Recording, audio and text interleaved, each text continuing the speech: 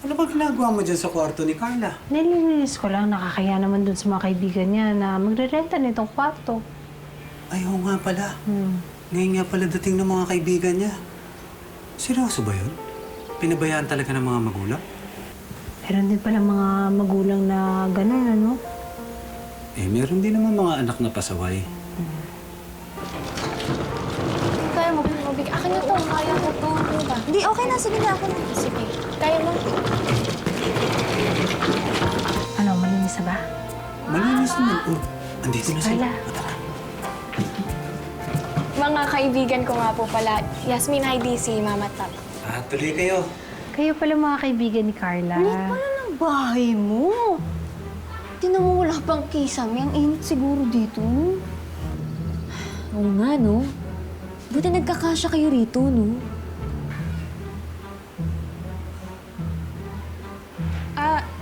Dito nga pala yung kwarto niyo. Tara.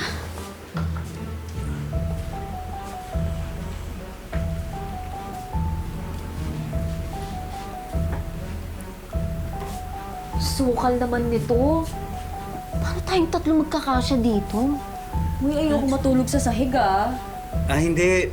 Huwag kayong mag-alala. Dalawa lang naman kayong gagamit ng kwarto. Si Carla sasama muna sa amin. Tsaka nilinis ko na rin yan. Ang sikip. Ay, lilinisan na lang namin ulit. Naku, hindi na. Magpapahinga na lang ako. Pagod na ako, eh.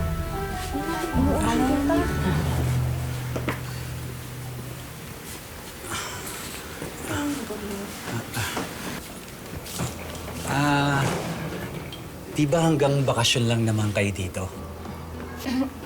Kung matatagalan namin. 2,500 per month, di ba? Ito. 1, 2, 3. Kasama na yung tubig tsaka kuryente din dyan. Oh, ito. 8,000 pang 3 buwan na yan. Sobra pa ng 500. Tapos itong 250, inyo na din. Salamat.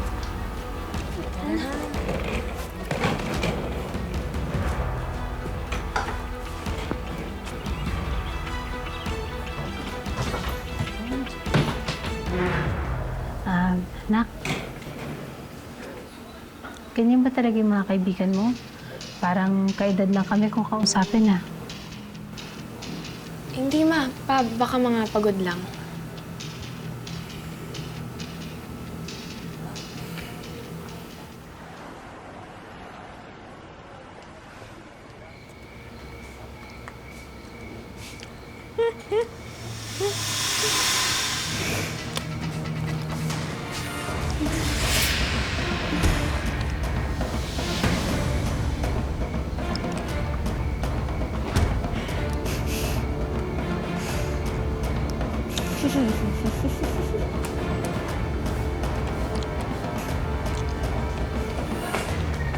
Baba mo naman yung paa mo. Ano ba? Hindi man lang ba kayo maglilinis dito? Bayad naman kami ng renta, no? Oo nga naman. Tsaka nakataas lang naman yung paa niya. Ano bang masama dun? Tsaka wala namang kalat, oh. OA ka lang. Sandali, ha? Bakit kanya kayo sumagot, ha? Kinakausap kayo ng maayos.